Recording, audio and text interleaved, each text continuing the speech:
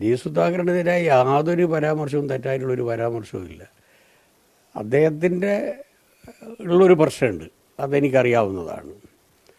അത് പരിശോധിക്കപ്പെടേണ്ടതാണ്. ഒരു ഭാഗം ഒന്ന്, അദ്ദേഹം അവഗണിക്കപ്പെടുന്നു എന്നൊരു ധാരണ അദ്ദേഹത്തിനുണ്ട്. അതിലെത്രത്തോളം വസ്തുതയുണ്ട് എന്നുള്ളത് ഉത്തരവാദപ്പെട്ടവർ പരിശോധിക്കണം.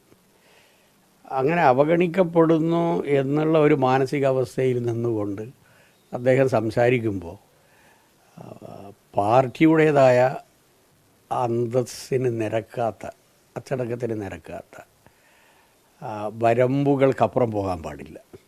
എന്ത് പ്രകോപനം ഉണ്ടായിക്കഴിഞ്ഞാലും നമ്മൾ അതിര് വിടാൻ പാടില്ല. അത് അദ്ദേഹത്തിൽ നിന്നാണ് പുതിയ തലമുറ പലതും പഠിച്ചത്. ആ അർത്ഥത്തിൽ അയാളൊരു അധ്യാപകനാണ്. അങ്ങനെ ഒരു പാഠമാകേണ്ട ഒരാളിൽ നിന്ന് വഴിവിട്ട് പോകുന്നു എന്നൊരു തോന്നൽ ഉണ്ടാക്കാനും പാടില്ല. രണ്ട് ഭാഗവും ശ്രദ്ധിക്കേണ്ടതാണ്. ഒറ്റപ്പെട്ട എന്തെങ്കിലും സംഭവം ഉണ്ടെങ്കിൽ അത് പരസ്പരം ബോധ്യപ്പെട്ടു പോകുന്നതായിരിക്കും നന്നാകുക. പ്രത്യേകിച്ച് സുധാകരനെ പോലുള്ള ഒരാളെ വിശ്വാസത്തിലെടുക്കുക എന്നുള്ളത് വളരെ പ്രധാനപ്പെട്ടതാണ്. അപ്പം ഞാൻ മാറിയിട്ടില്ല, ബാലൻ മാറിയെന്നാണ് ബാലൻ പറയുന്നത്.